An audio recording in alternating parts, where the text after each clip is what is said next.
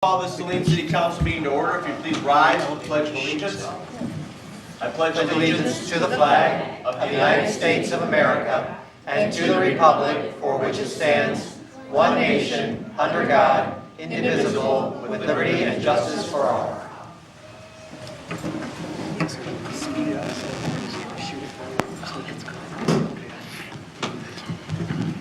Okay, let me begin this evening. It is with deep regret that I acknowledge the passing of Larry Wiedmeyer, who was a reserve officer for the Saline Police Department for 44 years, a longtime sergeant. He retired from the police auxiliary this past February.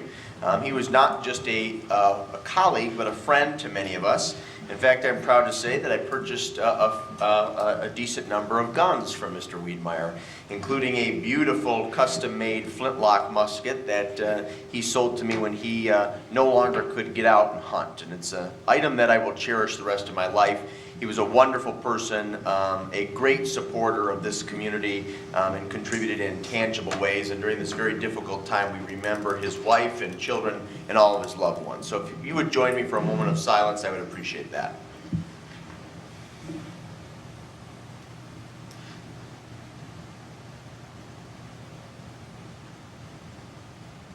Thank you very much. Members present this evening are myself, Mayor Marl, Council Members Gearboss, CO, Rhodes, McClellan, Tahar, and Dillon. From City staff, we have City Manager Campbell, Clerk Royal, City Treasurer, Business Ambassador Bennett, City Assessor Skull, Engineer Rubel, is he here this evening? No, he's not here. Okay. Police Chief Rennick and DPW Director Fordyce. The rest of you who are in the audience this evening, if you'd be so kind to sign in the back to my left, we would appreciate that. At this time, the chair would entertain a motion to approve the agenda as amended. There's one small correction under unfinished business, item 16-204. It'll be a motion to acknowledge receipt of the December 1st, 2016 memo, not the November 16th, 2016 memo. Moved as amended. Thank you, Councilmember CO, to approve the agenda as amended. Is there a second? Second. Seconded by Councilwoman Dillon. Hearing no discussion, all those in favor of approving the agenda as amended signify by saying aye. Aye. Opposed, say nay. Ayes have it, the motion carries unanimously. There are no absences this evening, so we will dispense with that, which leads us to the one presentation of the evening, which is the Green Lights for Veterans, a project initiated by Nora McGillicuddy. Nora, are you with us this evening? Do you want to come forward and talk a little bit about your initiative? We are absolutely delighted to have you with us this evening. Hi, my name is Nora McGillicuddy. I am 10 years old and in 5th grade at Heritage Elementary. I am here today to tell you about my mission to honor veterans in Saline. I feel that veterans do not see how much we appreciate them. I think it is important to appreciate veterans all year round, not just on Veterans Day. I recently heard about a national program called Green Light a Vet. This program encourages people to display a green light as a symbol of their appreciation for veterans. I think this is a great way for Saline to honor veterans. To inspire Saline to go green, I created a website called Saline Go Green. On my website, I have links for learning more about the Green Light a Vet program and for purchasing green light bulbs. I am also posting photos of houses in Saline that have green lights. I am hoping to post comments from local veterans as well.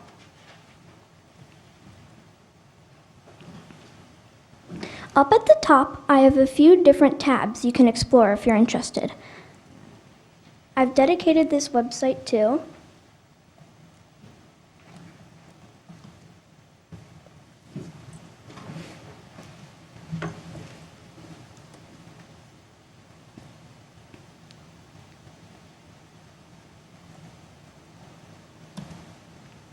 my grandpa, John McGillicuddy, a veteran, my great-grandpa, Frank Mack, a veteran, and most importantly, my friend Lily H., for introducing Green Light a Vet to me.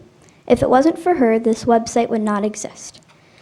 I would love to see the city of Saline be a leader in the Green Light a Vet program. I hope you can join me in this cause. I brought green light bulbs for the committee members to get started. Thank you for your time.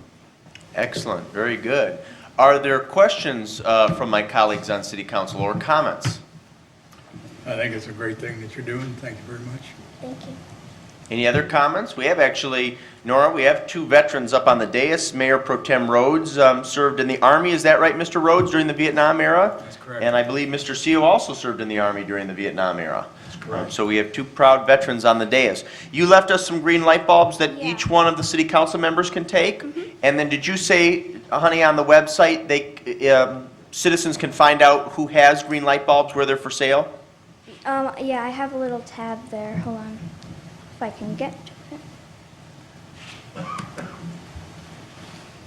Here, so down here, there is the green lights for sale, and if you click on it, it gives you a link to Amazon, which you can purchase different green light bulbs. Very good, excellent. Well, this is marvelous. I think you probably know that we being the city of Saline, try and find ways to honor and show respect for our veterans. In fact, we just had a veterans reception earlier last month. So I think that we have a proud tradition of honoring our veterans and saluting them, and your initiative is just a continuation of that, and we appreciate it very much. I'm going to give you a little something that I hope you'll accept this gift. This is a little lapel pin, and it has the seal of the city of Saline on it, and if the screen wasn't down, you could see it. But we give this to our most valued friends and people who do great work in the community and who are very community-minded. And so I want to give that to you, okay? Thank you. You're quite welcome. Can I shake your hand?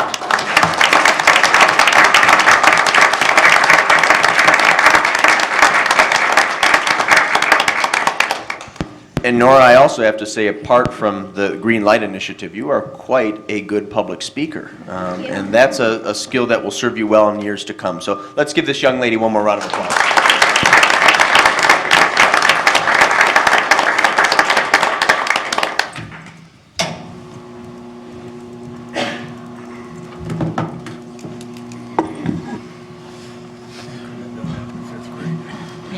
Okay, moving on the agenda this evening, we come to citizen comments on agenda items. Under the Open Meetings Act, any citizen may come forward at this time and make comment or question on an item that appears on this agenda. Comments will be limited to 3 minutes per person. Anyone who would like to speak is requested but not required to state his or her name and address for the record. Are there any citizen comments on agenda items?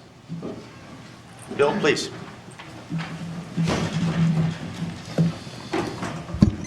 Good evening, I'm Jill Durnan. I am a property owner downtown for 107 to 111 North Ann Arbor Street. And I'm Bill Stolberg, a property owner downtown, 101 and 103. I won't be as eloquent as Miss McGillicuddy. Me either, she's a tough act to follow. We just wanted to make comment this evening on the discussion item near the end of the agenda about the North Ann Arbor Street sidewalk and the potential handrail and step configuration that's going on down there. Yep, thanks for your time. Give your comments? We have to actually give comments. Okay. Well, thanks for having me tonight. Thanks for all the awesome beautification process. I really like everything you guys have done. I guess I'm just asking for possibly stairs as close to the barber shop. If I can get them every doorway on North Ann Arbor, that'd be cool, but whatever you guys can do to help would be great. We're having a little issue with getting people in the barber shop, so thanks. Yeah, we've been getting a lot of comments from customers that obviously the decision hasn't been made yet, but we would hope that there would be I'm a stickler for symmetry, so if we could do 3 entrances or 3 stairways, one closer to the southern end, one closer to the northern end, and one in the middle for stairways instead of concentrating them on the northern end of the sidewalk, I think it would be helpful.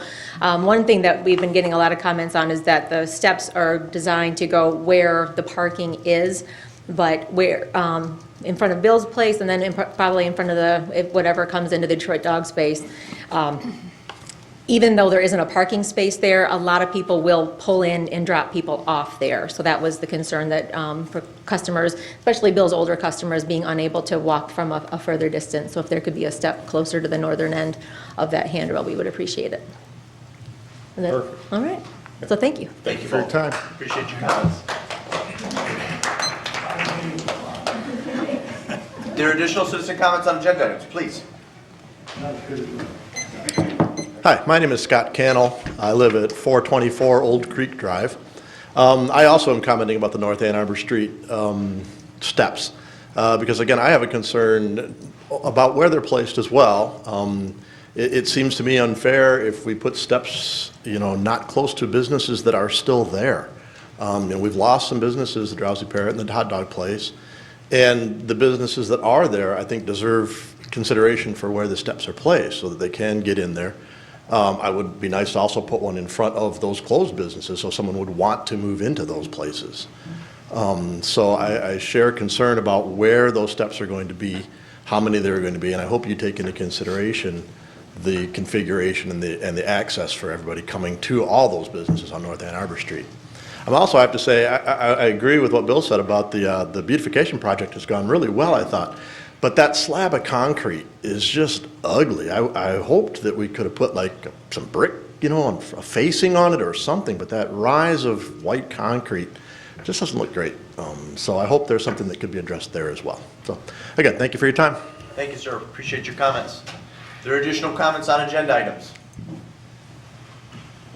No, then we'll move on to the consent agenda. The following consent agenda will normally be adopted without discussion. However, at the request of any citizen or council member, any item may be removed from the consent agenda for council discussion. Mayor, I'd like to remove the bills. So that would be, okay, C, bills you want to remove, Mr. Gearbaugh? That will be the first item then under new business.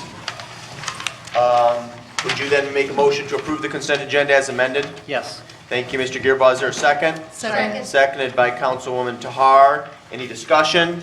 Hearing none, all those in favor of approving the consent agenda as amended signify by saying aye. Aye. Opposed, say nay. Ayes have it, the motion carries unanimously. We move on to unfinished business, item 16-204. This is CIP amendments. This will be a motion to acknowledge receipt of the December 1st, 2016 memo from Deputy Treasurer McDonough and to approve or not to approve the Capital Improvement Program CIP document as submitted. Is there a motion? I'll move to approve. Acknowledge receipt and to approve, Mr. Gearbaugh? Correct. Thank you. Is that a second, Mr. Rhodes? Yes. Thank you, sir. Staff care to make any comment this evening? Mr. Campbell or Ms. Bennett? Just very briefly, we added those two items as requested to the document for the future sidewalk extended to the west of the bridge, connecting the west side, and then also the liability for the roof repair, the significant roof repair at the rec center, and then also did review the comment about the Austin Drive versus Austin Road, and those, I mean, they were correct prior, but essentially they were Austin Road is a major road, Austin Drive is a local street. So they were divided up as local street or major street. Thank you. Ms. Bennett, anything to add? You're good? Questions or comments from the dais? No? Okay, any discussion? Then we'll proceed to vote. It's been properly moved by Gearbaugh, seconded by Rhodes to acknowledge receipt and to approve. All those in favor signify by saying aye. Aye. Opposed, say nay. Ayes have it, the motion carries unanimously. We move on to new business. This is an amended item that came off consent. It will be a motion to approve the payment of bills consisting of 94 payees in the amount of $253,841.58 as submitted. I'll move to accept receipt of it before I vote on it. I think we want a little clarification on something. Okay, so moved by Gearbaugh to acknowledge receipt of the bills. Is there a second? Excuse Second. me. Seconded by, is that Tahar? Yes, it is. Okay. Mr. Gearbaugh, what's your question? And maybe Ms. Bennett can come to the podium to address it. And I apologize for this. I think we all just noticed this tonight. We're just curious to know what Beaver Research Company the bill for bucktooth beaver snot is. So, well, Mayor, I can. Please. respond. So, Maybe legit. We're just kind of like, whoa. yeah, well, Jeff can respond, but it's a product purchased by the DPW. That Beaver Research Company has a lot of amusing names for their products. That particular one is, it's grease. So we use it on our large trucks for lubrication. Thank you. I'd gotten a couple of questions from that, and I thought, why not ask? The only other question I had, and this is probably later for the rec and doesn't need to be answered tonight, it seems we purchase a lot of bulbs from Battery Plus, and I've seen this come up quite frequently, so just curious as to what those are in terms of bulbs, because if we're buying a lot of frequent bulbs, then maybe we should be looking at LED bulbs for a longer life. Thank you, Mr. Gearbaugh. Any additional questions regarding the bills? Then we'll proceed to vote if there's no discussion on Mr. Gearbaugh's motion, which was seconded by Tahar, to acknowledge receipt of the bills. All those in favor signify by saying aye. Aye. Opposed, say nay. Ayes have it, the motion carries unanimously. Is there a motion now to approve the payment of bills consisting of 94 payees in the amount of $253,841.58 as submitted? Move to approve. Moved by Gearboss, seconded by Dillon to approve. Any discussion? Hearing no discussion, all those in favor signify by saying aye. Aye. Opposed, say nay. Ayes have it, the motion carries unanimously. Moving on to new business item 16-216, this is Maple Heights Pilot. This will be a motion to acknowledge receipt of the November 30th, 2016 memo from City Assessor Scull and to acknowledge or not to acknowledge that PK Housing and Management has satisfied all conditions required for the tax exemption provided in Chapter 83 of the City Code, and to acknowledge or not to acknowledge that the tax exemption and payment in lieu of taxes for Maple Heights Apartments will take effect for the 2017 tax year. Move to acknowledge receipt, acknowledge the PK Housing Management has satisfied conditions, and to acknowledge the tax exemption. Thank you, Mr. Gearboss. Is there a second? Second. Seconded by Councilwoman Dillon. Assessor Scull, do you care to make any comment at this time? And I know we have the, not the applicant, but one of the representatives of PK Housing and Management here as well. We appreciate you being here, sir, and you're welcome to come to the podium as well to make any comments that you deem appropriate. But we'll begin with Ms. Scull. As I indicated in the memo, this was initially brought forward to City Council back in 2013, and I have with us here today Mr. Potterpin of PK Management, who has been working with the city in making sure that all of the requirements were met and that everything was received. One of the details that we received just a few days late from MISHDA was the certification from the state authorizing that they approve the exempt status for the property. And Mr. Potterpin has provided me with recent invoices that they have actually now surpassed the required minimum of $1,450,000. So that was the last remaining item, and that would qualify them for exempt status for 2017. Mr. Potterpin, please. I'd like to thank the city staff, the entire city staff, and the council members here for keeping us on task, getting us through this process. As Catherine mentioned, we started this back in 2013, and we're almost coming upon 2017, but the finish line is in sight. We're real close on finishing everything at the apartments with the new clubhouse and everything. I think within about 2 weeks, we should be 100% complete there, and we want to thank you guys for all your assistance on that. Very good. Are there questions for our guest or for Assessor Scull? Well, let me just say that I can remember when this issue first came up in 2013. And in some ways, it seems like it was further back than that. But we appreciate your perseverance, and we're very glad to hear that staff has been cooperative and helpful. This is a great public partner, or great private-public partnership, excuse me, and I think ultimately good for the residents of that apartment complex, but ultimately good for the community. So we appreciate your vision and your willingness to invest and make a very critical investment in that area of town.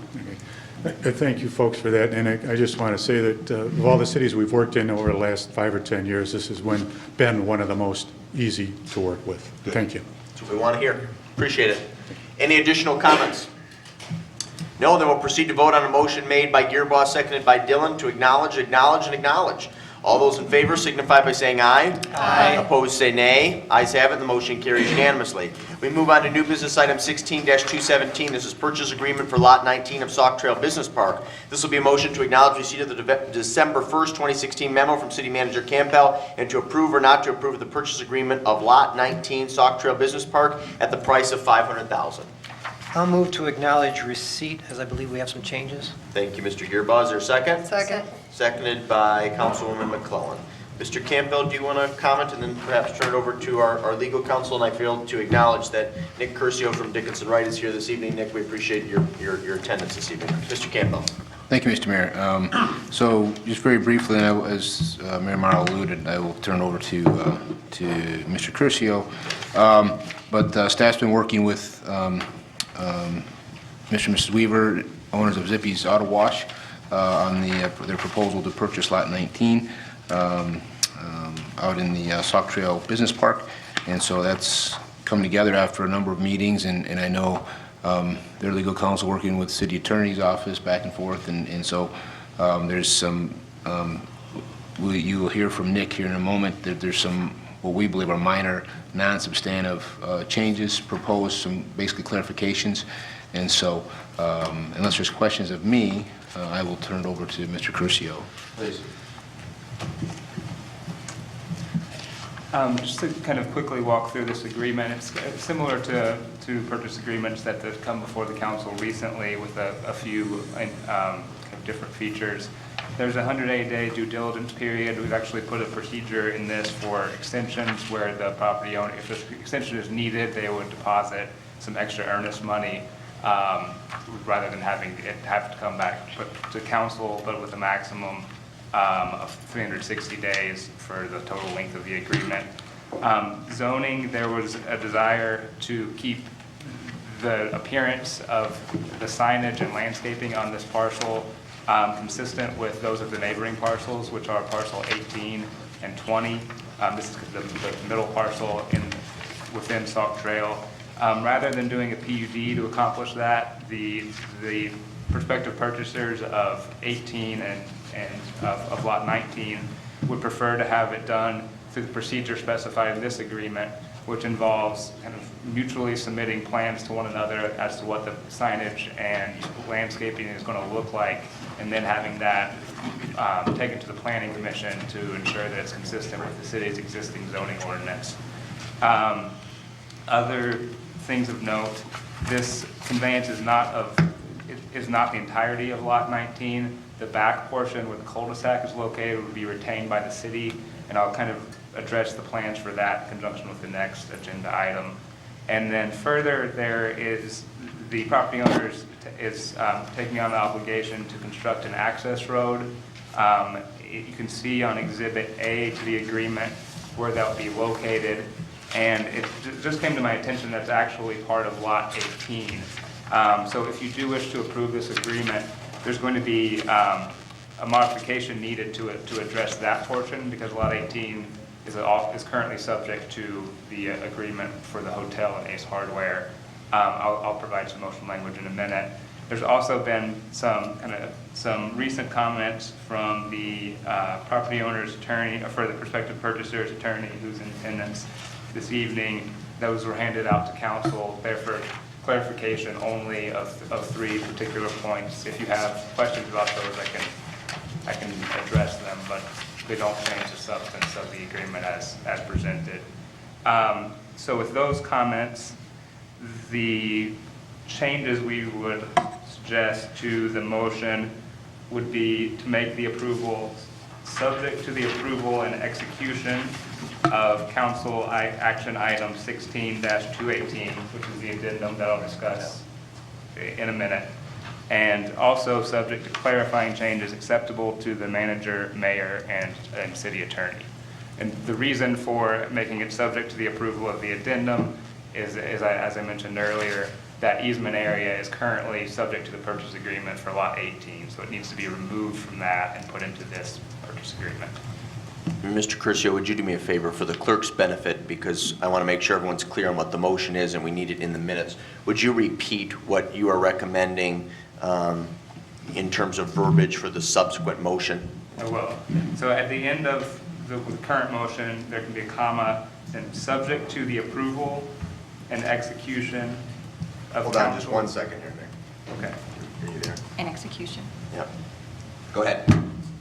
Of Council Action Item 16-218, which is just the next item, comma, and subject to clarifying changes acceptable to the city manager, mayor, and city attorney. And subject to clarifying. Clarifying changes acceptable to the manager, city manager, mayor, and city attorney. Got that? Yes. Very good. Nick, anything else? That's it, unless there's questions. Okay. Any questions for city staff, our city manager, or for legal counsel? Mr. Gearbaugh, please. Just a clarification. I think when we first did these changes tonight, which you had it out in the memo, it indicates something about environmentally responsible site design and everything, and basically what it's changing it from is what was required to a may include. When it says may include, does this still continue to be the high efficiency aspects of all the environmental things listed here, or could they exclude out of those items? When I read it, it says the facility use environmental responsible site design, facility function, and wash process, at which may include the following features of existing Zippy auto washes.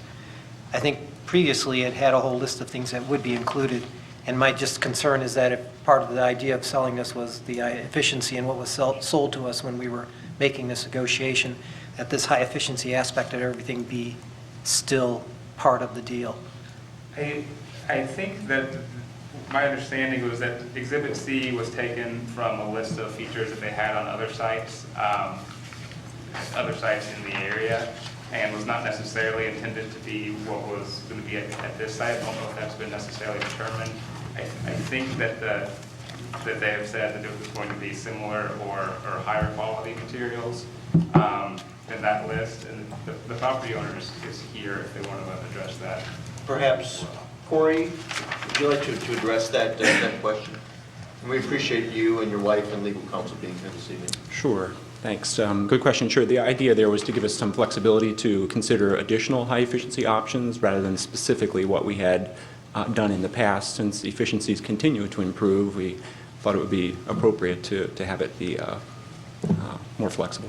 Okay, and that's kind of what I thought. I just wondering if we would put in there a similar type of wording that said similar or higher quality. Sure. Something like that, instead of may. Okay. If the council agrees on it. Is there any objection to that? Change will be made without objection. Anything else, Mr. Gearbaugh? Nope. Additional questions or comments for staff, legal counsel? Mr. Seal? I apologize that I wasn't here last time this came before council and was discussed and change was made, I think, in the size of the lot to be purchased. What will we do with that frontage that faces now? It'll still be owned by the city on Teft Court. Are there any plans for that, or will that be appended to lot 20 or? Sure. So, and I don't know if Tony Caparisi from Swisher wanted to join the discussion, but what we talked about, at least for the time being, was we would add that would become part of lot 20, and then lot 20 then becomes, instead of, well, it's kind of odd shaped anyway, but it would have almost like a foot of an L, so almost an L-shaped, and then going forward, as we've talked with Tony, that at this point, that's what he sees as, I don't want to speak for Tony, but that's my understanding is he would agree with that. And then if at such time a developer comes forward and wants to do something different, then the city would need to evaluate that and determine and go forward. Mr. Caparisi, do you want to add anything to that? Yeah, I don't have a lot of substance to add to that, other than Would you come to the podium if you wouldn't mind? Thank you. I know this was a question that Mr. Gerbach had asked at the last meeting also, and asked perhaps for some further explanation of how that might be used. Reality is it's hard to predict and project what that additional appendage is going to be used for. We know that it'll be critical in terms of use for a driveway easement from the Oaks Shopping Center, if and when that happens, through the southern portion of all those properties on out through the hotel egress that will go out onto Salt Trail Court. How that gets developed remains to be seen. It will be appended to the Lot 20 acreage. That Lot 20 will now be over 5 acres and certainly large enough to be split again if that becomes necessary. But in doing that and in any future development of that Lot 20, I think the city will have to take into consideration, who it is, what it's going to be used for, and how it's going to be developed. There'll be additional requirements for stormwater retention, at least one more retention pond, possibly 2 if the lot is subdivided, and how all that will be engineered into that footprint will remain to be seen. So I can't predict at this point who or what that'll be used for, We'll just have to make certain that we try to use it as efficiently as possible. Mr. Caparisi, thank you very much. Appreciate your attendance this evening. Any other questions or comments? No, then we're going to proceed to vote on a motion moved by Gearboss, seconded by McClellan, to acknowledge receipt of the December 1st, 2016 memo from City Manager Campbell. All those in favor of acknowledging receipt signify by saying aye. Aye. Opposed, say nay. Ayes have it, the motion carries unanimously. Clerk Royal, do you want to read the recommended subsequent motion that was offered by Attorney Curcio? To approve or not approve the purchase agreement of Lot 19 Sauk Trail Business Park at the price of $500,000, subject to the approval and execution of Council Action 218, and subject to clarifying changes acceptable to City Manager, the Mayor, and City Attorney, and subject to the addendum. Is there a motion? Move to approve. Moved by Mayor Pro Tem Rhodes to approve. Is there a second? Second. Seconded by Councilwoman Tahar. Discussion. Mr. Seal, please. Have there been any discussions with the folks from the hardware store and the hotel about this arrangement for the driveway out to Michigan Avenue? You want to address that? Yes, we've had at least one, if not two meetings. I think one group joint meeting about that. And they, again, that's where the addendum portion of the addendum comes from. So they're amenable to that? Yes. Additional questions or comments? Ms. McClellan? Just a comment that I'm in favor of this motion, but I just want to express that I am concerned about Lot 20 and what the saleability of that is going to be with that extra little weird piece. I feel like we're shoving the problem off onto the next developer instead of, having this one address it. But otherwise, I'm in favor of the motion. So. Thank you, ma'am. Additional comments? Mr. Hart. Yes, I want to first of all say thanks to city staff and the city attorney's office for all the hard work in negotiating and working out the, what shall I say, common understanding between the purchasers of Lot 18 and 19 and taking into account the concerns that we had raised in our previous discussions. I'm in favor of the motion, and I'm glad to see it moving forward. I think a locally owned business is the kind of thing we want to encourage in Saline, and I'm pleased that we're able to do this. Thank you, Councilwoman. Additional comments? Well, let me just add a few things. It's true that I have acknowledged and verbalized some reservation regarding this proposal in the past. However, at this juncture, any opposition would be, in my opinion, futile. So I will be supporting the motion. I'm somewhat less than enthusiastic about it, but I've also acknowledged throughout the course of these negotiations that Zippy's Car Wash is an outstanding business. I'm a proud patron of Zippy's Car Wash, both of their current locations, and I do think that on a certain level, this will be a good addition to the Saline community. I was also thinking the other night that when I was taking a trip to Pennsylvania last summer, right before I hit the road, I patronized the Zippies on Zeeb Road, and you guys did a really nice job on my hubcaps. So again, just indicative of the quality work that they do, and I appreciate your patience and your willingness to invest in Saline, and as I've mentioned in the past, we very much look forward to working with you. Thank you. Any additional comments? Then we'll proceed to vote. It's been properly moved by Gearboss, seconded by McClellan, to acknowledge receipt and to approve. All those in favor signify by saying aye. Aye. Opposed, say nay. Ayes have it, the motion carries unanimously. You had the mover and the seconder wrong on that. I'm sorry, it was Rhodes and, was it Tahar? Yes, it I'm was. sorry. Let's vote on that again, although the outcome will be the same. It's been properly moved by Rhodes, seconded by Tahar, to approve, noting the change language that was offered by our attorney, Nick Curcio. All those in favor of the motion signify by saying aye. Aye. Opposed, say nay. Ayes have it, the motion carries unanimously. We move on to new business item 16-218. This is addendum to the purchase agreement for Lot 18 of Sauk Trail Business Park. This will be a motion to acknowledge receipt of the December 1st, 2016 memo from City Manager Campbell and to approve or not to approve the amendment to the purchase agreement for Lot 18 of the Sauk Trail Business Park.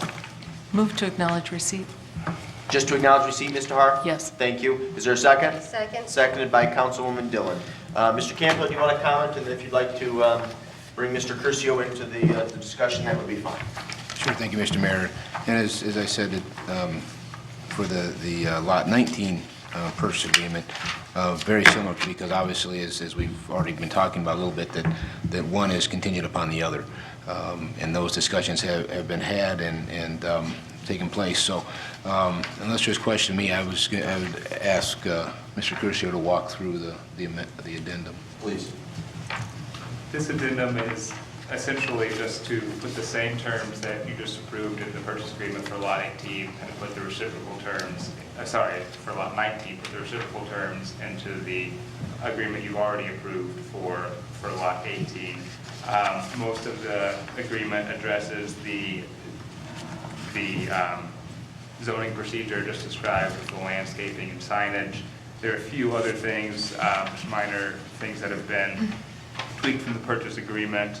In particular, there's a provision that the seller will not require joint or combined stormwater facilities for the two properties. They'll be able to put those in separately. And additionally, it notes that the city might vacate Sauk Trail Court, which is that drive that ultimately ends in the cul-de-sac. And if they do so, it wouldn't increase the purchase price for the property. And that's really it. It's essentially the mirror agreement of the prior item. Thank you, Nick. Questions for City Manager or for our legal counsel? Mr. Har, I'll begin with you. Yes, thank you. Could we talk about item 6, the last two items, items 6 and 7 in the addendum? My memory is not as good as it used to be, but I don't remember these from the previous document. Are these new? I apologize. These are new as well. With DTE, it's simply an acknowledgement that the property owner and DTE think they have the situation worked out, as far as I understand. With respect to item 7,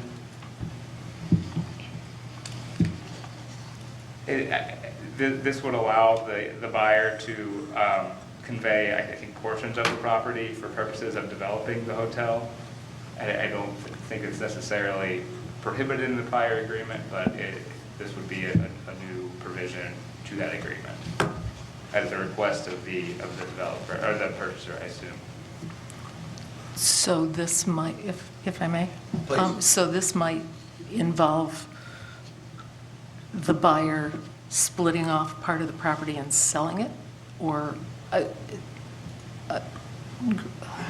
Correct. or, Correct. yes. That's correct, and they would have to provide the easements that they themselves would be required.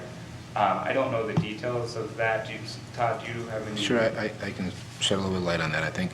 So as you all may recall, the hotel is slated to be constructed well in advance of the hardware store. And so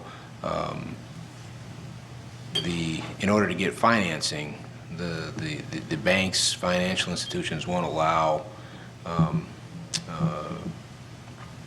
well, in this case, Mr. Junga, because he's not, my understanding, if not directly affiliated with the hotel development. And so as they're searching for, as they're securing their finances, at some point, they're going to need to own that property.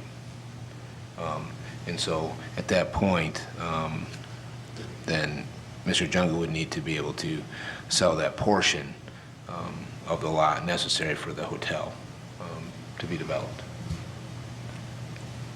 specifically to that and specifically for that hotel.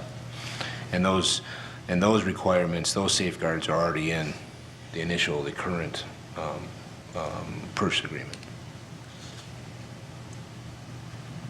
Okay. And it just seems a little strange that we wouldn't have, that it would need to be added in the addendum now. It seems a little late in the game. But if it's a normal procedure, I guess Anything else, I'll Mr. sit Morrow? back and think about it for a minute. Anything else? No, You not good? at the moment, thank you. Okay, Mr. Gearbaugh? Yeah, this isn't a normal procedure in the document. As far as I'm concerned, this would allow him to be able to sell the property to the hotel, which the hotel could then develop its own restaurant or something on it. Correct?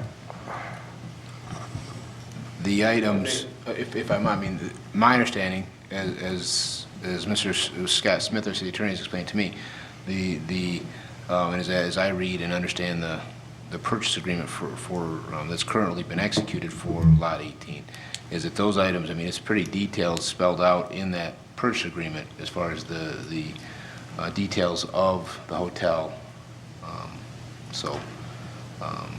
that a hotel is to go there. But with a hotel, you could build a freestanding restaurant that's connected with the hotel. Or is this, we didn't restrict on the document that it is a single freestanding building, did we? Well, the proposed site plan shows a single building. But again, that needs to go through the planning commission, but again, that is an addendum to the purchase agreement. Right. I will not be supporting that change in the document. I didn't support the agreement initially, so I won't be supporting it at this point in time. Could you clarify for us too, as the buyer currently understands DTE stated concerns, what were those stated concerns by DTE? Where the proposed north-south to relocate the line, they can't put it right on the property line, so they needed the building to be, the proposed building, the hotel to be moved to the west. I believe it was about 24 feet. We had a meeting with staff and folks from Mr. Junk and his team, and then also from DTE, and talked through those things, and they believe that they would be able to satisfy that requirement by DTE to move the building over to the west. So when those lines get moved, they'll still be the responsibility, whoever maintains them underneath it is the property owner, not the city? I'm not sure. The lines are going to be moved, but they're still Correct. going to be on the property owners. Correct, they would be, They'll right. still be their responsibility. I mean, DTE will still have an easement on it. Correct. But for maintenance underneath it and everything will still be the responsibility of the Oh, property absolutely, owner. yes, sir. Additional questions, Ms. McClellan? I had a similar question about number 7. So in the original agreement, they had the same stipulations, is that correct? And they're just saying now that they could, for the hotel only, split off part of the property? Am I reading that correctly? I was looking back at the original agreement, and it specifically says that the property shall only be used for the development of a hotel carrying the Best Western brand of the character and quality represented at the presentation the buyer made to the council, and for an Ace retail hardware store. This addendum wouldn't change that at all. Those would still be the only two allowed uses. I believe that this is probably, I wasn't involved in the drafting this provision, I believe it's probably a clarifying change at the request of the buyer, only to allow different ownership of different portions of the property as opposed to changing what's going to be developed on the site in any way. That's how I read it, and I think that was probably the intent, and it probably isn't needed, other than to give the prospective purchaser some comfort that that is in fact the case. I guess my concern is that they could split it off and, prop it on the other half of the property. They're going to get the power lines moved and all that stuff, and then turn around and sell off the other portion. Is that my... To crowd the development onto one portion of the property and then leave another portion for something else? Yeah. No, because the it, entire property is going to be tied up by that condition that it can only be used for those two purposes. Okay. Thank you. Mr. Rhodes? The last comment there from the attorney is similar to what I was going to say, and that is that the requirements in the purchase agreement, as it's currently constituted, run with the land. And so that land can only be used for that purpose that we stated in that purchase agreement.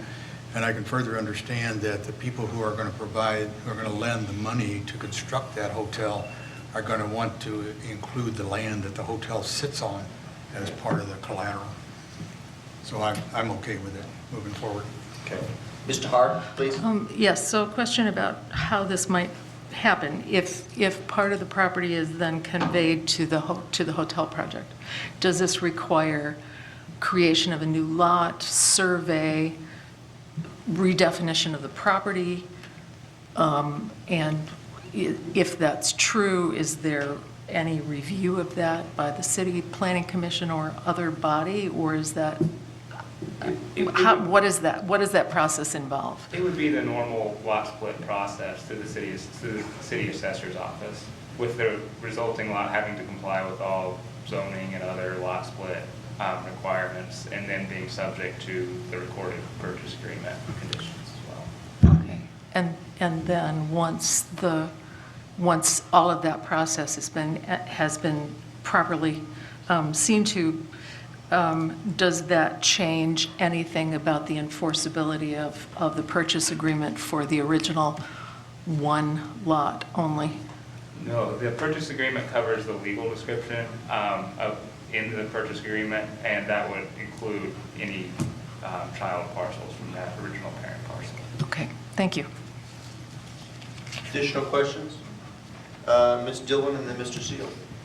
Mr. Hart got most of my questions, but just one is, if we're going to be doing this, why are they just not purchasing separate lots to begin with at this point? Why are we jumping through these hoops for them to start conveying? That would be a question you'd need to direct to the developer. I guess my question is, why are we proceeding this way? Why don't we force them to separate the lots?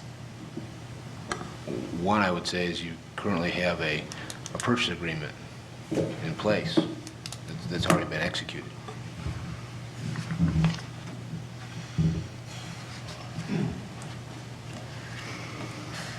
Okay, thank you. Mr. Seal? So now we do this amendment to the purchase agreement for Lot 18, whereby we split off that portion of land that's now going to be used to provide access via Michigan Avenue. I understand where Zippy originally wanted to maintain that themselves anyway. What happens, not trying to cast any aspersions on anybody involved in any of this, but what happens if the Zippy project doesn't come to fruition, and now that land is actually part of the parcel that they own? If it doesn't come to fruition at all, so there's a provision in their agreement, in the agreement for Lot 19, that if they don't end up buying the land, if it doesn't end up closing, if that's what you mean by come to fruition, then the city can sell that to, will sell that to the owner of Lot 18. Okay. So that takes care of that. If they were to buy it and then not develop it, Correct. the city would have just breach of contract remedies against them at that point for not living up to their obligation to develop that driveway. There's also easements in that driveway. So. All right. Additional questions or comments? No, then we'll proceed to vote. It's been properly moved by Tahar, seconded by Dillon to acknowledge receipt. All those in favor signify by saying aye. Aye. Opposed say nay. Ayes have it, the motion carries unanimously. The next motion will be a motion to approve or not to approve the amendment to the purchase agreement for Lot 18 of the Sauk Trail Business Park. Move to approve. Moved by Mayor Pro Tem Rhodes to approve, seconded by, was that Councilmember Seal? Yes, sir. Thank you, sir. Discussion? Mr. Gearboff? Yeah, my only concern again is with this ability on that number 7, that additional amendment to it, that we shouldn't be doing at this point. It's not our responsibility to figure out how they're going to handle their financing through the way that we would have to make a potential change in the way our original agreement was, or that however this land ends up split, should the Junga building not be built, we're going to end up with a building lot that's not the same as what we originally had intended to when we first started this plan. So I will not be supporting this. I think we are fine with the way the agreement was, except for the other changes to facilitate the zippy. But paragraph 7, I don't know why we have to put that in there unless we're just trying to facilitate their financing. Additional discussion? No? Then we'll proceed to vote. It's been properly moved by Rhodes, seconded by Seal to approve. All those in favor signify by saying aye. Aye. Opposed, say nay. Nay. Raise a hand for the nays. Ayes have it, the motion carries. We move on to new business item 16-219. This is superseding resolution for Imagine Theater commercial rehabilitation exemption. This will be a motion to acknowledge receipt of the November 30th, 2016 email from City Attorney Nicholas Curcio and to approve or not to approve the superseding resolution to approve an application for a commercial rehabilitation exemption certificate for a proposed movie theater in the Saline Commons Commercial Rehabilitation District. Move to acknowledge and approve. Thank you, Councilmember Seal. Is there a second? Second. Seconded by Councilmember Gearbaugh. Mr. Campbell, do you care to make any comment? Then, of course, like the last two items, we could turn it over to our legal counsel. No, actually, Mickey Jo. Oh, Mickey Jo, excuse me. She's been I'm taking. sorry. Nick pretty much handled everything. Okay, Nick, it's all you, man. These are non-substantive changes requested by the STC. They apparently have a resolution format with some findings that they like to see that aren't in the statute. We weren't aware of when we drafted the original resolution, and then just adding those so that they can continue processing the application before the end of the year. Let me just make one comment. Ms. Bennett brought this issue to my attention probably about a week and a half ago, 2 weeks. And I did a little bit of research on my own in regards to the statute, which I believe dates back to 2005. And while I think the intent of the statute is good, in fact, the statute is great in a sense because it allows us to attract a really high-quality movie theater to our community, there is some ambiguity in the statute, and one could argue that it's written relatively poorly. So this is, I say that because the clarifications that are being made are not a reflection of the poor work that was done by either city staff or by legal counsel, but rather ambiguity which exists in the statute. So I appreciate the motion that's been moved by CO, seconded by Gearbaugh, and again, this is very innocuous. I'll be supporting the motion on the floor. Additional questions or comments? Mr. Seal. Do we have any report on the progress with this property at this point? I can make maybe one comment. Subsequent to all of the action being taken to establish the Commercial Rehabilitation District, I had lunch with the CEO of Imagine Theater, actually at Max. We had a delightful conversation about a whole host of things, including how they plan to be involved in the community. And my understanding is that things are proceeding nicely. And you may have noticed, I believe it was released this past Monday, but Imagine Theaters, through their corporate office, did officially acknowledge that they will be investing in Saline and opening a theater probably around Valentine's Day 2017. And that press release included a quote from my office. I know it was submitted to the Saline Post. I don't know about the Sun-Times, and then was also provided statewide to the network of newspapers and media outlets that they have used in the past. So my understanding is that things are proceeding nicely. Obviously, they have a ambitious schedule, especially when you acknowledge that they have to retrofit a vacant grocery store into a state-of-the-art movie theater. But I believe that they're on target to complete their work again at mid-February, and hopefully we'll have a movie theater open and available for our residents to patronize sometime late February, early March. Thank you.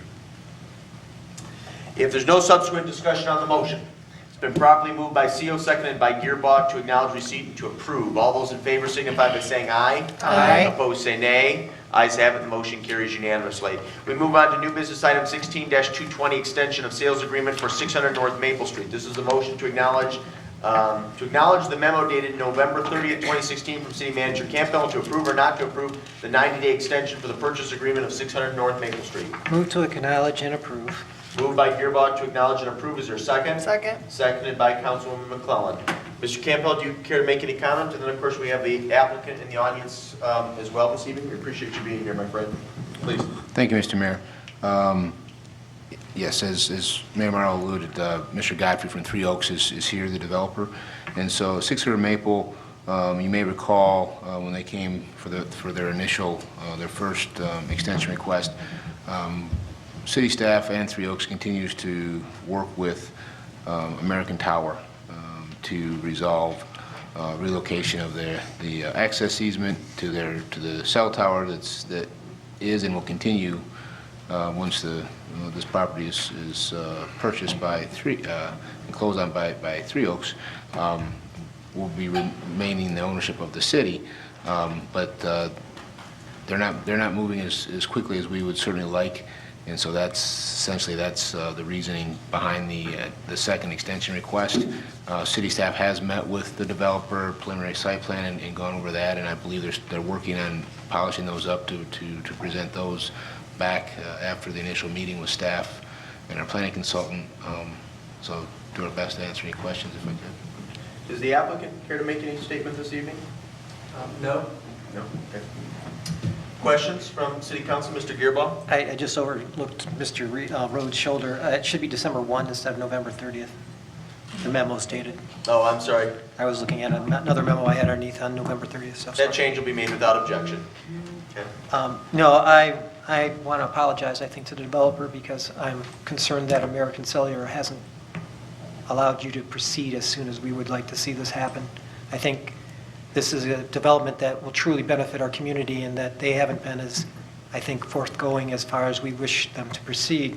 Should be a concern for them, especially when this is one of our most special type citizens in our town. So hopefully they'll get their act together. Additional comments, questions? I would also apologize for what I would describe as bureaucratic foot shuffling. And I appreciate your perseverance. As Mr. Gearbaugh articulated, and I think this sentiment is shared by everyone on council, we are very, very excited and very enthusiastic for this development to transpire. I think it's going to be great for our community, and I ultimately think it will be emulated and used as an example throughout Southeast Michigan and maybe even the Midwest. So continue doing what you're doing. Know that I speak on behalf of council, but also staff. We want to be helpful in any way. Hopefully you can resolve any of these outstanding issues, and as a planning commission member, I look forward to seeing your initial site plan on one of our upcoming agendas, and like I said, we're very, very eager to see this come to fruition. Thank you very much. I appreciate it. Thank you to everybody. If there's nothing further, it's been properly moved by Gearbaugh, seconded by McClellan to acknowledge receipt and to approve. All those in favor signify by saying aye. Aye. Opposed say nay. Ayes have it. The motion carries unanimously. Moving on to new business item 16-221. This is pavement markings. This will be a motion to acknowledge the memo dated December 2nd from DPW Director Fordyce and to approve or not to approve the award of pavement markings to PK Contracting in the approximate amount of $31,326.65. Move to acknowledge and to approve. Thank you, Mayor Pro Tem Rhodes. Is there a second? Second. Seconded by Councilman Seal. Mr. Fordyce, do you care to make any comment this evening? Questions I can address? Okay, only if there's questions. Mr. Rhodes has a question. And the question is, how quickly could they begin doing this? So we did change things a little bit to accommodate the late start for this work. The original intended schedule was immediately following the Michigan Avenue project, which went month and a half over. So we kind of got moved into a new season in terms of pavement marking and what materials we can use. But they can get started with these materials just as long as it's dry. That's really the only requirement. So they'll be working between rain and snow events and get going on this immediately. Okay, I have a particular concern about pavement marking on North Ann Arbor Street as you're going south just before Michigan Avenue, about in front of the former Drowsy Parrot structure. The arrows? In the left-hand lane, there's that's a pavement marking that says either straight or turn right, and I've seen cars dodging each other as they're trying to cross Michigan Avenue there. Right, yeah, there's some leftover temporary pavement markings from the detour, and the contractor and MDOT have been notified of that multiple times, and it's part of the contract that those temporary are supposed to be removed and then some new permanent ones put in near the stop bar. So, Mr. Fordyce, why don't we notify them one more time? Because to echo Mr. Rhodes' comments, I was almost involved in a fender bender there. It was not my fault, but I was almost involved in a fender bender there. So I am deeply concerned about that because I use that. I'm on North Ann Arbor headed south on a daily basis. And I see issues, and I'm actually surprised we haven't had an accident yet. So I understand that they're being less than, they're moving less than expeditiously to resolve this, but why don't you contact them one more time? I know Mr. Campbell just this afternoon sent a pretty strongly worded message that I believe will get the point across. And there were, just today, there were a few other kind of interim traffic control things where I mentioned some of those to the contractor, and those were taken care of quickly today. So I expect those markings on North Ann Arbor will be corrected shortly. Good. Mr. Rhodes, I apologize for interrupting. Nope, You that's got any fine. further? You got my point across? Okay, excellent. Additional questions for Mr. Fordyce, Mr. Gearbaum? Just to clarify, there will be white markings on all 3 intersections where the red cement was placed, so those will be bordered by markings? The crosswalks? Yeah, Yes. the crosswalks will have, traditional reflective white line markings outside the edges of that colored concrete. Yeah, that definitely is needed, even at North Ann Arbor Street as a result of that, too. The other question, kind of related, but when you're talking about the construction, when will the lights be put on the poles at the end of South Ann Arbor Street and North Ann Arbor Street? Those intersections are significantly dark, and they're a hazard at this point, too. The decorative downtown dual- style lighting? yeah, the dual So the last couple of dual arm ones were delayed a little bit by a materials shipment so that we had the poles, we had the heads, but we didn't have the cross arm. And those came in recently, and the J-Rank is working on finishing those up. So Okay. they've got all the parts they need now. I just wanted to make sure they weren't going to wait till spring. So. No, all the lights will be finished in the next 2 weeks. Mr. Rhodes, another question, please? Just more of a comment while we're on the subject of Michigan Avenue and lighting and such.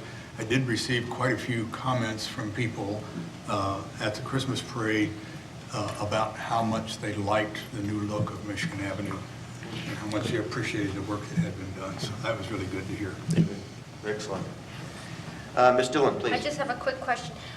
Will they be putting any kind of reflective around the sort of the edge of the islands, or especially the one at the corner of Mills where the road swings? Because people still have not gotten used to the right lane ending, and somebody's just going to hit that. They've hit it numerous times if you look at all the black markings. Yeah, that was one of the issues that we addressed on a temporary basis today with some construction barrels to better mark that.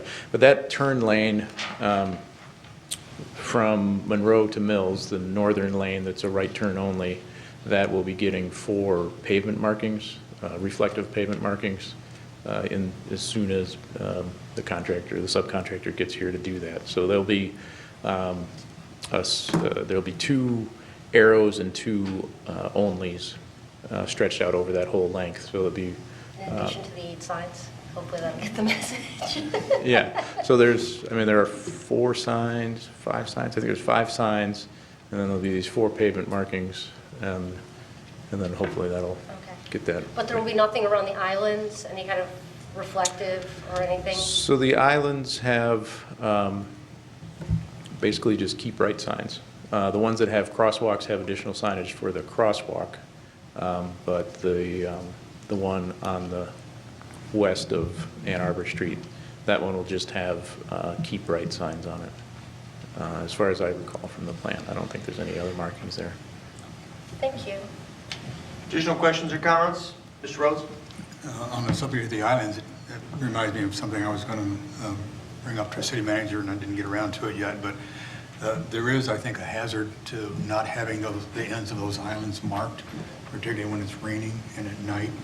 So people who are not familiar with the fact that there's an island there, I could see somebody run into it, and like the little island on North Ann Arbor out by Waterworks, it has some vertical delineators. Vertical poles. There seems like there needs to be something to make it more obvious that there is a concrete obstruction there.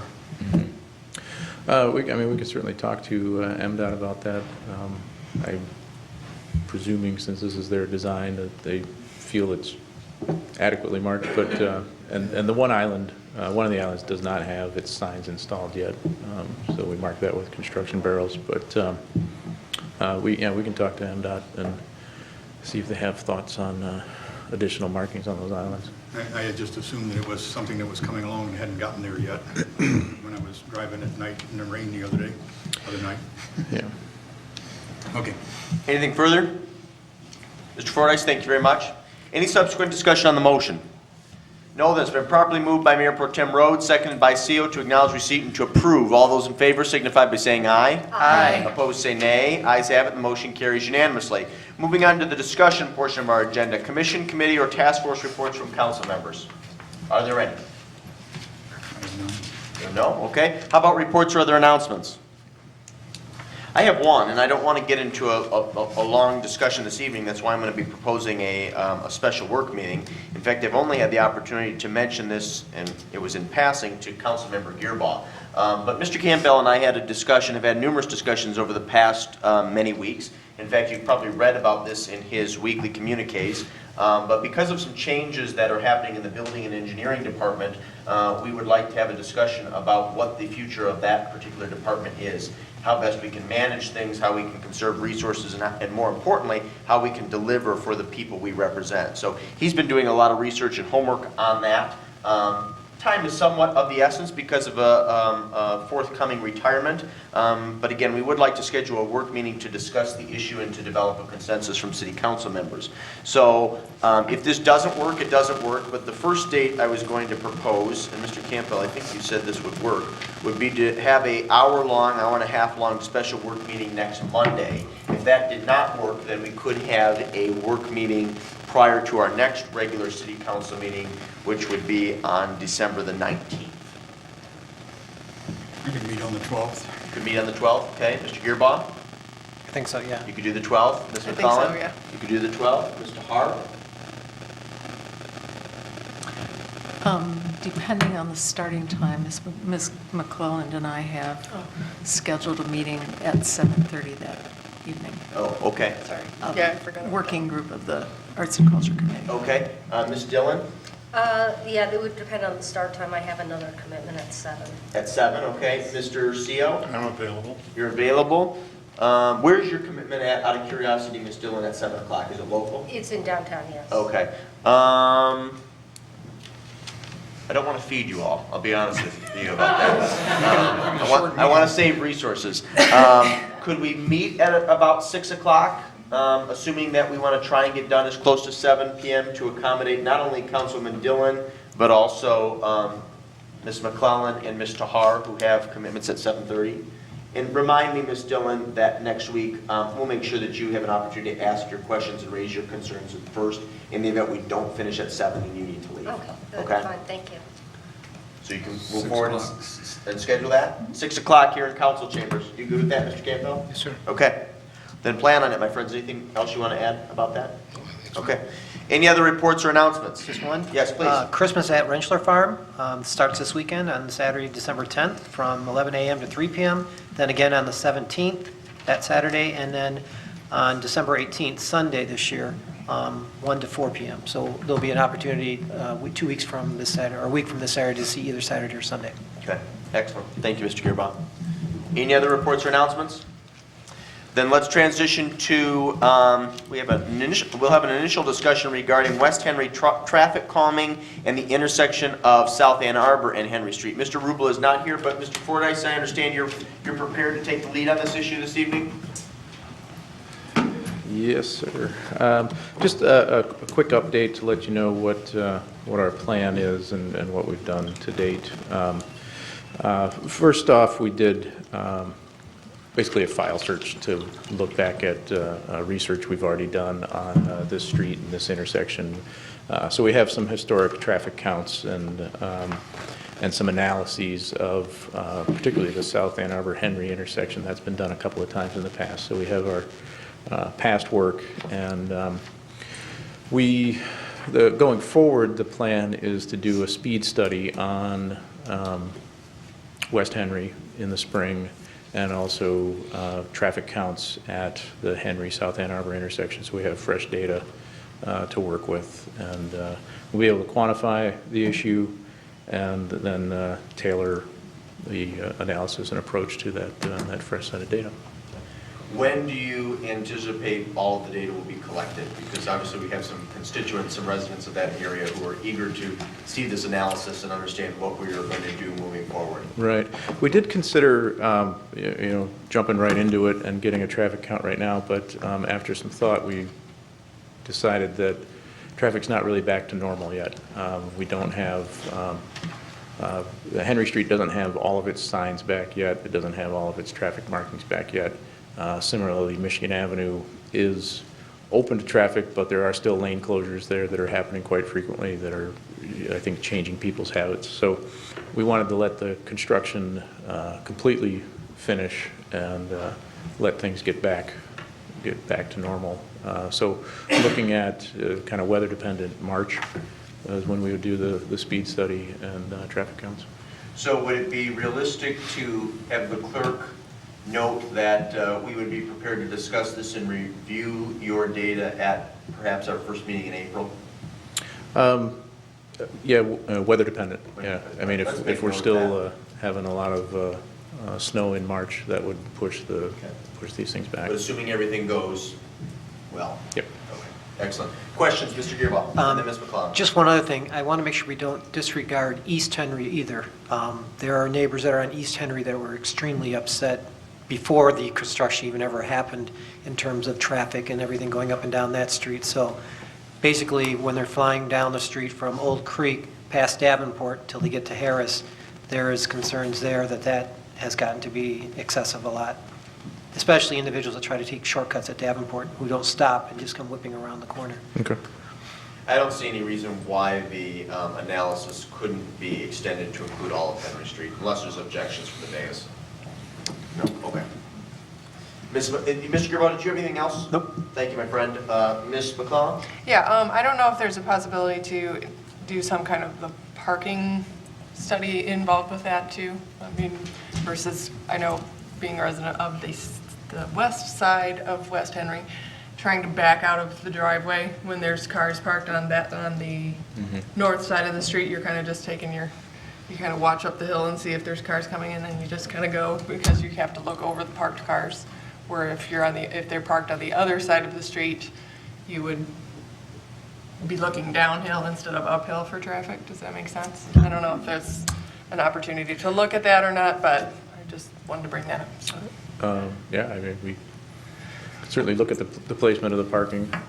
In terms of, width of the roadway, it doesn't make right. a difference either way, It's just that when you're how that looking, affects sight lines. the sight lines are easier to look downhill because, I suppose, at least from my perspective, but there's the speeding tends to go downhill versus uphill. So. Right. Anything else? Thank you, Mr. Fordyce. Right. Well, unless we regrettably get a lot of snow in March, we'll expect to hear back from you and have a more substantive discussion in April. All right. Thank you. Thank you. If there's nothing further on Henry Street calming and the intersection of South Ann Arbor and Henry, we'll move on to our last discussion item, which is the North Ann Arbor Street sidewalk. Obviously, there were a few public comments this evening regarding this, and then there was a packet that was placed in your council packets regarding this issue. I just want to make sure that we're all on the same page moving forward. Mr. Campbell, do you want to talk about what you've provided, and then I can see what the consensus is from City Council?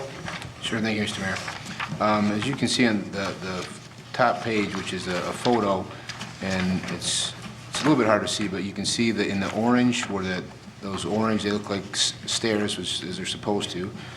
Those are what's proposed, the proposed location. So you can see the one to the south kind of lines up almost just on the other side of the doorway of the former Drowsy Parrot, and that's I believe about 5.5 feet. Is that correct? About 5.5 feet. And there are, you can see there's a tree grate. So one, we moved it in a little bit so you're not obviously battling the branches of the tree when you go up and down the step. And also to the north, there's a water valve box right there that keeps it from going any further to the north. And then the second step to the, the second single step to the north, you can see is larger. It's about 10 feet. 10 or 12? 10 feet wide. And that's almost in front of the door at the law firm right there. And so that was proposed, along with, of course, the decorative railing along where essentially where it's where the brick and the sidewalk meet and are even, all the way from one end to the other. So essentially about the driveway for Hartman Insurance to the north, and in front of Key Bank there on the North Andover side of the lot. That's how far that the decorative railing would travel, except for obviously you'd have the two openings for the two stairs. The reason there's not anything proposed to the south, again, certainly people do cross. We all do it, and I mean, jaywalking, as long as you don't impede traffic, it's allowable to do. However, the concern that we have is that we don't want to encourage people to walk into traffic. And so the concern is if, per Bill's request, and certainly understand and appreciate where he's coming from, but my concern, as I've told Bill, is that increasing the city's liability by encouraging people to walk directly across through the traffic. So the first set of steps there to the south, near former Drowsy Parrot, that is right on where the transition lane to the south and the first parking space, where they come together. And so, and that is wide enough. It's about 4.5 feet wide where the brick area is to traverse up and down as well. But that's why we're not proposing any of the further to the south, because of not trying to encourage people to walk out into the traffic. And then to be clear, Mr. Campbell, the railing that is shown on the second to last page, that's what you're proposing, correct? Yeah, so thank you for that. So, yeah, so with this picture here, folks. Right, the decorative railing is something similar to that. It's similar in design. You may recall when we had the City Council had a work session on this, we'd gotten also a recommendation from Main Street design team. And then the reason I proposed on the very back page, one thought, one alternative would be for the railings, the hand railings for the steps, to use this, what I call more of a commercial or industrial type with the tubular pipe. I would propose that we continue, that we would do the handrail the same, matching as the decorative that will be running along the top of the sidewalk. Okay. Well, let's, of course, if there are any questions, this is pretty straightforward. Again, the goal tonight is to develop a consensus so that this can be put out to bid, and we know exactly what, that it's very clear what council and what the city is requesting. So I'll begin, and then maybe I'll transition to my left and engage Mr. Rhodes, and then that side of the dais, and then work to the other side. I think this decorative railing is quite nice, and that's what I would prefer. As it relates to the placement of steps, I understand the perspective, and I respect the perspective of city staff. And needless to say, if it's the consensus that we have just 2 steps and they're placed where they are shown currently on this back page, that is what it is. My preference would be to add a third. Although I will note that the placement of steps is more difficult than it may seem on the surface, because you're dealing with trees, and also, as Mr. Campbell noted, I believe 2 shutoff valves that are in that vicinity. But I sort of sketched into this picture here a third set of stairs, which would sort of be parallel with the northernmost window, maybe between the 2 windows there at Bill's Barber Shop. But again, that's my preference. I'm interested to hear what the perspective is from the rest of my colleagues on council. Mr. Rhodes? Before I say what my preference is, I have a question. What is the height of the riser, of the raised sidewalk in that area down in the area that Mayor Morrill has mentioned? Is it? Is a step 4 ADA? inches? Is it a single step, or? I'm not sure. So in front I know of... it's tapering down. Yeah. Right, correct. So we're talking about in front of Bill's Barber Shop and the former Detroit Hot Dog. Yeah. Okay. Kind of about lined up where the flagpole pole is. Will the step be conducive to an ADA type step? Because I'm thinking, as that starts getting decreased, your level of your step is going to be an issue, isn't it? Right. It's probably a little bit more than 12 inches there, so I think you can get two. So you could still do 2 steps then and meet? Okay, because the standards are sort of a minimum riser of 4 inches and a maximum of 7 3/4 inches. So if that approximate 12 worked, then you'd have two risers, 2 steps of 6 inches. And I would support doing that also. Otherwise it's a very long run along there from the steps that are in front of the former Drowsy Parrot, and I'd be concerned that that would negatively impact the viability of those businesses. So I think we should add a 3rd one. I'd also like to just comment that that picture does an excellent job of showing that bad pavement marking. True. It wasn't intended, but there it is. So, Mr. Rhodes, just to be clear, you would favor a 3rd step Third, closer to the vicinity of the former Detroit Hot Dog, Bill's, the Barber Shop. You're comfortable with the placement of the other 2, and are you okay with the more decorative railing that's proposed? I am. Okay, thank you. Mr. Gearbaugh? Yeah, I'm fine with the railing, the decorative and everything. I agree with the 3rd step. Is there any are there going to be I can't recall right now, are there benches or anything along that aspect in front of the Bill's Barber? Anybody recall? There isn't anything there. Not- yeah, So it's there's just not- going to be open, Right, correct. so no seating, nothing? Right, when there is still room, it's similar, if not the same width as before on that first level, if you will, next to the street. Right. So, for instance, when former Drowsy Parrot was there, they had a couple sets of tables and chairs, and there is still sufficient room for for a small table and chair. Okay, because that's one of my things, we're going to encourage people to walk on that anyway, so putting a step in there seems conducive to it, and the fact that we had a step there for, 80 years beforehand, I think I'm fine with putting another step in there.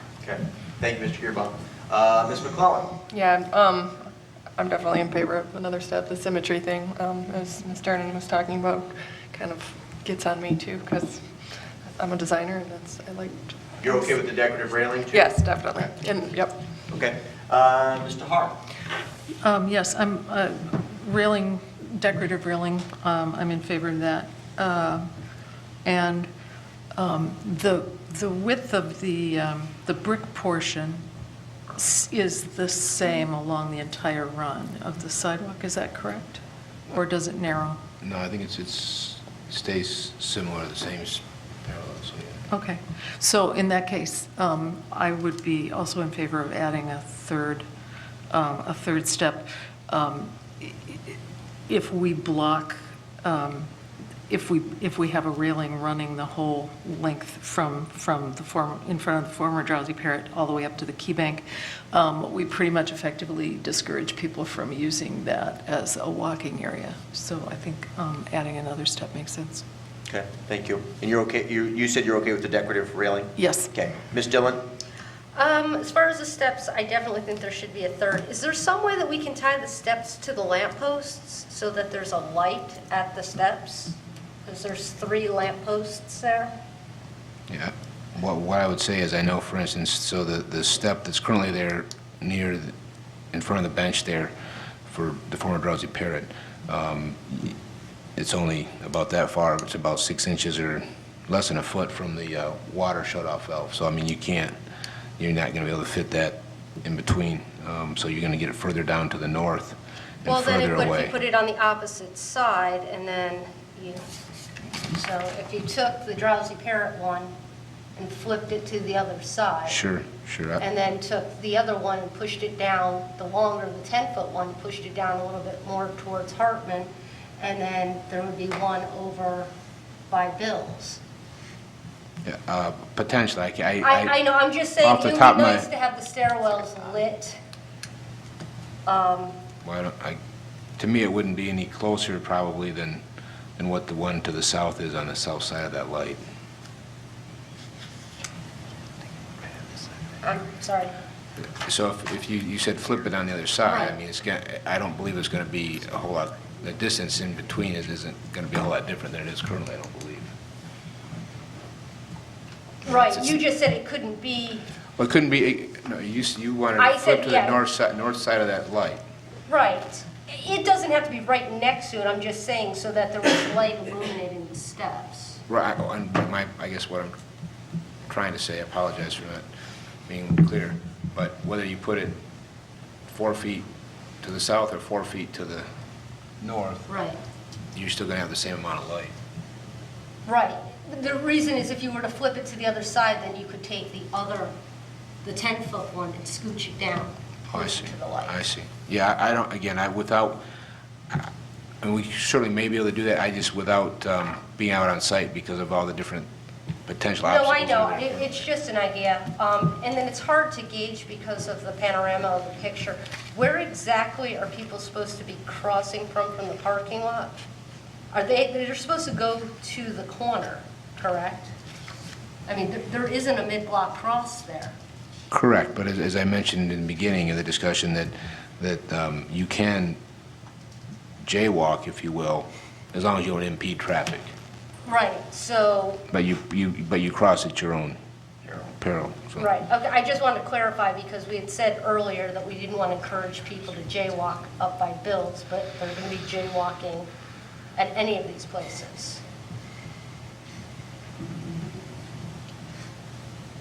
So, and then my next question is, as far as the railing is concerned, is there any way to get some sort of mock-up, like, drawing of what this would actually look like in front of our building?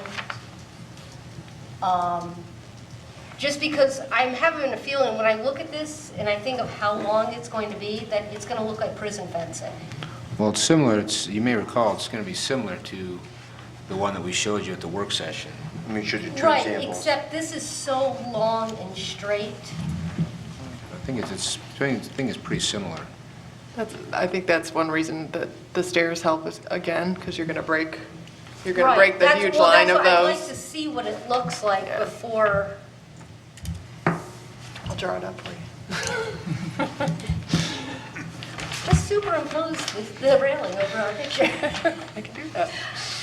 I don't know, I just know that we've done this in the past with other projects, and we think it's gonna look one way, and then all of a sudden they build it, and we're like, ew, that wasn't really what we had in mind.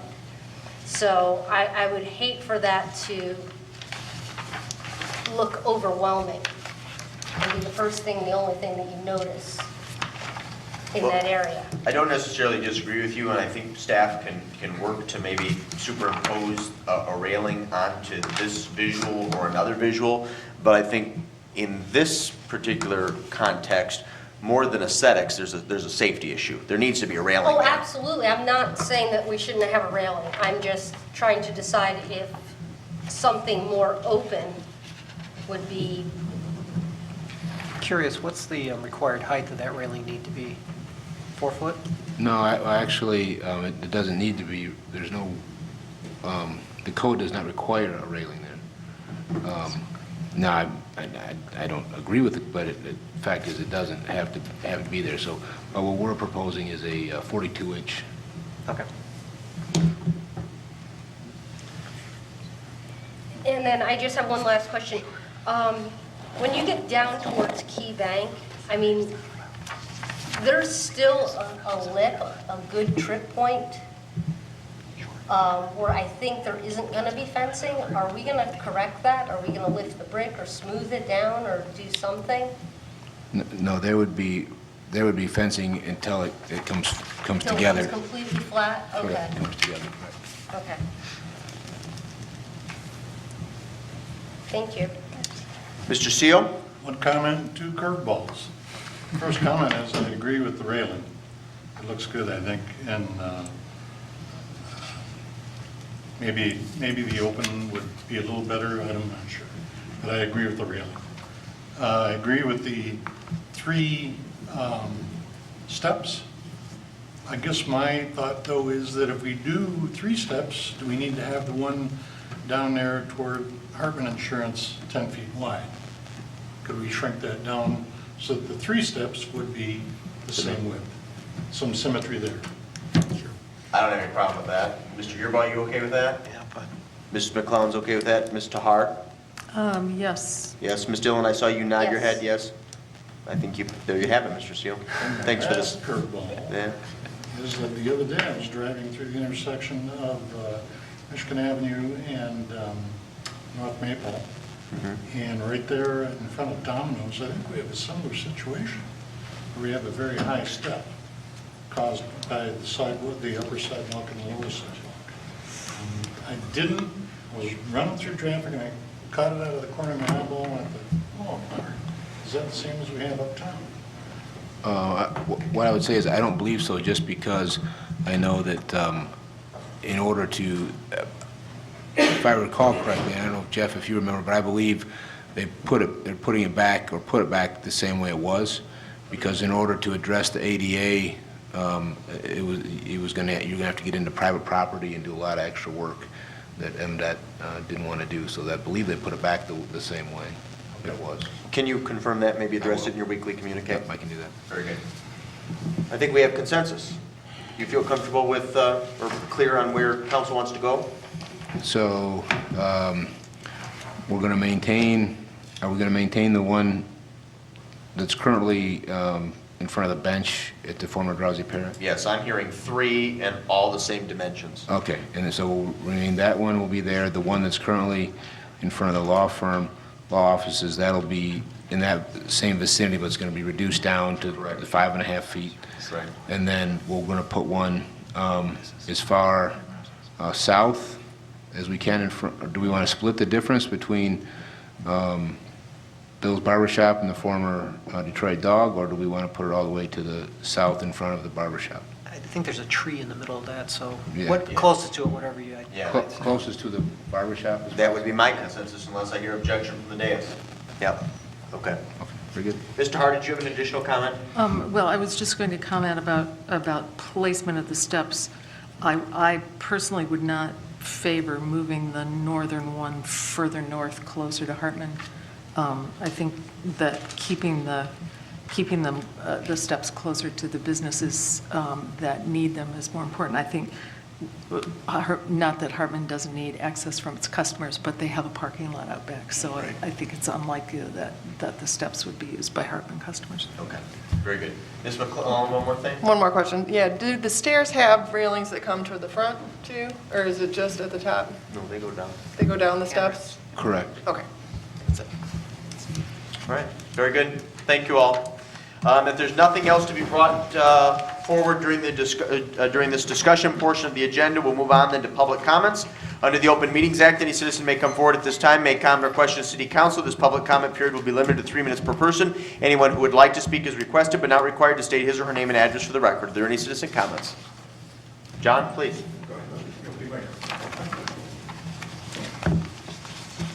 Scott Cannell again, 424 Old Creek Drive. I just want to thank you for that discussion and the apparent agreement to put those steps further south on North Ann Arbor Street. Just to further clarify, instead of looking at it as an opportunity to jaywalk, I look at it as an opportunity for access from parking on the street level right there. So again, looking at it, putting that one further south, I think is very helpful. So again, I thank you for your thoughtful discussion about that. Thank you. Appreciate your comments. John, please. John Olson, Saline Area Chamber of Commerce. Well, we did it again this year. 41 years of the Chamber putting on the annual Christmas parade. And I just wanted to come in and thank the city for all of its help. I mean, this takes an army of people to do, and the city does a lot for us. And of course, our sponsors who make it all happen, and our volunteers who work tirelessly to make sure that it all comes off. And this year, of course, we had Mayor Pro Tem Rhodes as our Grand Marshal. Thank you very much. Thank you. And I'd like to give a particular shout out to the DPW, because there was a lot of things that we not only needed to have done, but hoped to have done. And somehow they worked their magic and got them all done. So we had the hanging baskets out there and the lighting of that, and it just looked great all up and down there. It was a wonderful opportunity to show off our new streetscape. So I do appreciate it very much, and thanks to the community and thanks to the city for helping us to put that on. Thank you, John. Thank you for your leadership and your staff and all your volunteers. I think it was marvelous. And good weather, too. Yes. Any additional citizen comments, please? Andy Hatfield, 206 West Henry. Thank you very much for the discussion about traffic calming on Henry Street. Really appreciate to see it's moving forward. Sometimes I'm also looking forward to the study that Mr. Fordyce and Mr. Rubel will do. Sometimes when there are studies like this that happen, they become, whether it's in business or government though, they become missed opportunities if you don't discuss with the people on the front line. Being both people who live in this area, but also people, to be completely objective, people that use West Henry regularly, even if they don't live right there. I would be the last person to suggest slowing down government bureaucracy even more. But since we have until March before the study happens, I think there's a great chance to do maybe a focus group or some kind of conversation before about how the study would be done, what the concerns are of the people that live there, and maybe take the pulse of the community before that's done, and definitely before we decide what we'd like to do going forward after the results of the study come in. So that would be one humble suggestion. Very good. Thank you. I think we'll probably take you up on that. We'll find a way to engage the residents and stakeholders. I think that's an excellent idea. John? Sorry, one more thing to sneak up. I happened to forget. Remember this weekend, on Saturday, we have Treasure Trails to Santa. This will be the kids' last opportunity to see Santa in town before Christmas gets here. And that will be from 10 until 1:30 at the Bushes Shopping Center. So please come down. Very good. Thank you, John. Any other citizen comments? Any other business to come before Saline City Council? Please note we have a work meeting next Monday at 6 p.m. We're going to try and get out of here as close to 7 as possible. Then our next regular meeting on the 19th, which will be our last of the year. And then our first meeting of the year will be on January the 9th, 2017.